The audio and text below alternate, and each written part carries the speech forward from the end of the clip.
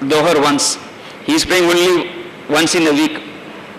And subhanAllah, that brother, 2 in a salah he prays, alhamdulillah. Eid to Eid. I am better. No. You have to compare yourself with the other brother who is very good in his religion. You say, how can I be better than him? So if we start looking at opportunities will come forward. Let me give you an example. We all would have bought some vehicles somewhere in our lives, correct? Yes? Let it be very interactive, it's already very hot here. Yes? Yes, alhamdulillah. Now, whenever you decided to buy a vehicle, whatever color it is, you said, okay, this color is the best color. I see it very less, And you say, be it bike, be it car or anything, you chose it. The moment you started looking at this car or bike and you started buying, after that you'll see the same color, many cars are there on the road. Have you noticed this? Yes? Suddenly, how come everybody was waiting for you to buy that particular car with that same color and everybody's bought that car? Those cars were already there. We didn't see it. When we set a focus in our mind started searching and saying, hey, this is what you want to write, someone else is also using it. See, so many people are using it. So unless it comes to our mind, we are not going to look for opportunities. So, my dear brothers, we need to set lofty goals in life. Many of us say, you have only one life, enjoy. Now, as Muslims, we say we have only one life. Let's make it the best one. And when you say you are the best, give your 100%. During the Battle of Tabuk, the Prophet ﷺ, he said, give donation so that we prepare for the battle. So, Umar ibn al-Khattab, he's saying, I need to beat Abu Bakr Siddiq in the sadaqah. And we all know the story. Umar ibn al-Khattab brought half of his wealth and he gave it to the Prophet ﷺ. What did Abu Bakr Siddiq bring? All his wealth. That is why he is Abu Bakr Siddiq. That is why his status is so huge that you keep the iman of all the people on one side of the scale, which includes all the Sahaba, everybody. Put their iman on one side till the day of judgment. Put them on one side. And then you put the iman of Abu Bakr Siddiq on the other side. That side is going to be heavy. Why? He gave his 100%. When it's matters of our business, we give 100%. But it's matters of deen, we do a very lousy job. Why? Tawakkul in Allah. Suddenly we have tawakkul in Allah, which is not right. Allah deserves the best. And whatever we do, let's fight for it. Let's give sacrifices. Let me remind you about Musab ibn Umair. How many of us have heard of him? Musab ibn Umair. Yes? We have heard of him? Subhanallah. Very handsome young person. He had blue eyes. Very handsome. So handsome, everybody would look at him in Makkah. Everybody would feel proud that Musab ibn Umair, he is from our tribe. Such a handsome young person. And from a very wealthy family. His clothes used to come from Yemen. And if he wears perfume and walks on the street, you can't resist. That's the luxurious life Musab ibn Umair had. But then he got the taste of Iman. When he got the taste of Iman, the same parents who were pampering him were angered. And especially his mother. You know what she did? She chained him and put him in a dark room. She chained and put him in a dark room, saying, this is a punishment. Give up Islam. He said, no, I am not. So when the first hijrah to Abyssinia happened, the Prophet ﷺ asked him to go. So he left. He was one of the first ones who did hijrah. He went to Abyssinia. But then when he came back, he comes back with one piece cloth, one dress, which had many patches. when people saw, the companions saw the state of Musab ibn Umair, you see a person, handsome guy like that, and now you see him in a shabby dress. They all were surprised to see the companions. They all hung their heads down. They were surprised. And when his mother knew he has come back again, his mother and his uncle, they again caught him, again arrested him in the house. And he wanted to leave, but they did not. When he finally said, I'm going to leave, you know what they did? Uncle said, these clothes don't belong to you. They took away even the clothes that he had. Here's a man whose clothes used to come from Yemen, had no clothes on that day. He didn't give up. He didn't give up Islam. So he comes out hiding. He comes out hiding, and then he somehow contacts the Prophet ﷺ, who gave him one garb, one dress to cover himself.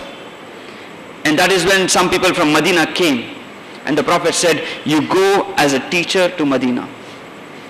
This young person earned this task. It's a huge task, isn't it? No da'i. First time a da'i is being sent to a different place altogether. He took up the task. He took up the task and he went there and he did da'wah. So much so that when the second time people came and the Prophet ﷺ was ready for hijrah, the entire Medina was ready for the Prophet ﷺ. One man's effort. How many of us are having so many organizations, still we couldn't do anything?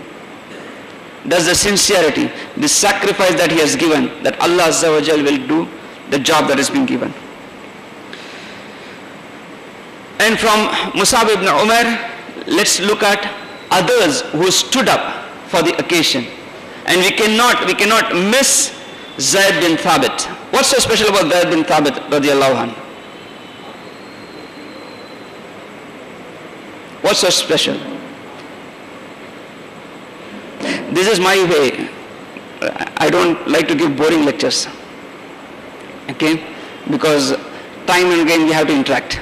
So, have you heard of Zayd bin Thabit? Yes? Yes, who is Zayd bin Thabit? MashaAllah. This is a young generation. They know Zayd bin Thabit. Subhanallah. When the companions chose, they chose a young person, Zayd radiallahu anhu, to compile, to collect the Quran. Look at the responsibility given on this young person.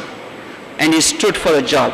And in his own words he said, Wallahi, had they asked me to move the mountain from its place, it would have been easier than what they asked me to do, that is to compile the Quran. I would like to remind myself and you all today of this, that Allah Azza wa Jal will get his job done with you or without you. With you or without you. The opportunity comes to you. It's up to you to take it up.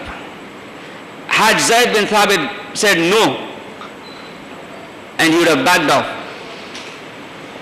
Today we would not be using his name, he would not remember him.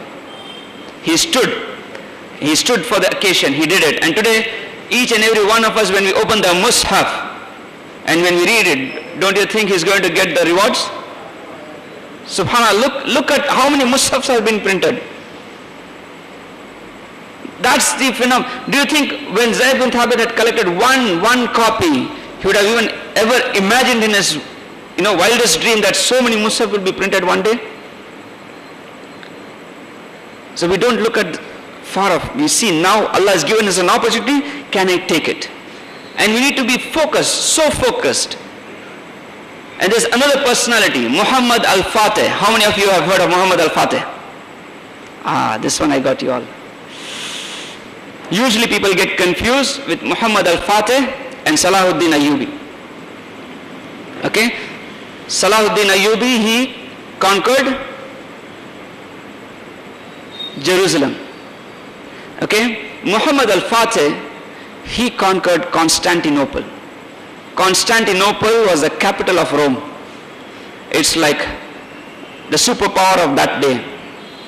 The superpower of that day, he conquered the capital of that superpower. And I would request you to go search for his story and see that he's been noted as one of the best generals. I mean, we have sea here, okay? We have port. How many of you can even imagine at that point in time, just in one night, his army created a road for 15 to 16 kilometers, cutting the trees, and they brought a lot of warships through land and entered into the sea. Wildest imagination, the Byzantines had no clue what was happening. In the night, in the evening, they saw the ships were on one side. Next day morning, they see the ships right in front of them. So I want you to go search for Muhammad al-Fatih and study him. Why did I mention? Because of his focus. Right from the age of 12, he always wanted to conquer Constantinople. Why is that dream? Why is that dream? That's because the Prophet ﷺ said, you will conquer Constantinople. Its commander is the best and its army that will conquer is going to be the best. From that time, every Sahaba they tried to conquer Constantinople. They couldn't. After 500, 800 years, Muhammad al-Fatih did it. So it was a dream. The Prophet said, I want to be the best. I want to be the one about whom the Prophet mentioned in the hadith. So they tried, and Muhammad al-Fatih, the way he was focused was, he would always talk only about the conquest. Even with his friends, if he sits, he'll only talk about the conquest. Anybody sitting in his gathering, they talk about something else, he'll say, don't talk about anything else other than the conquest. SubhanAllah. The dedication, the focus that he had. And they asked him, after he conquered Constantinople, they asked him, what is it that you had that made you, conquer this? He said, I have two traits. He said, I have a heart as hard as a rock that does not rest until I achieve what I want. That's trait number one. Trait number two, he said, I have an eye that cries due to the fear of Allah. What a deadly combination, isn't it? Subhanallah. Umar ibn al-Khattab, when he sent Sa'd bin Abi Waqqas radiallahu anhu for a very great battle called Qadisiyah. It was one of the greatest battle. And whenever you go for a greatest battle, what will you do? You will ensure you have the best equipment, isn't it? And here's the advice Umar ibn al-Khattab gives him. He says, more than you fear the enemy, fear your sins. Fear your sins. Because we do not get victory because of our equipment. You get victory because the enemy disobeys Allah. You are obeying Allah and the enemy disobeys Allah. That's the reason why you get victory. When your sins equal your enemies, that's when the power play will come. That's when the power play will come. So we need to have both. We need to have the planning, the determination, the focus. At the same time, we should never forget the tawakkul in Allah. And whenever we have, what all did we see? High goals, then high goals, then focus, mashallah, then give you 100%, right? Give you 100%. You remember the companions and people I spoke to you about, you'll remember what it is. Now let's look at the perseverance. For perseverance, I would like to narrate the story of Salman al-Farsi. Again, a person from a wealthy family, very wealthy family, from Persia. And in Persia they are Magians, fire worshippers. And one day his father asked him to do some small work. So he goes there and he suddenly looks upon the Christians. He liked it. He said, I like this religion. So he became a Christian. When he became a Christian, his father didn't like. So what he did, like Musab ibn Umair's parents, he chained him and put him in a room. But then he heard that some of the Christians are going to Syria. So he somehow managed to escape to Syria. And he worked there with one bishop. He served there with one bishop. Why he wanted to be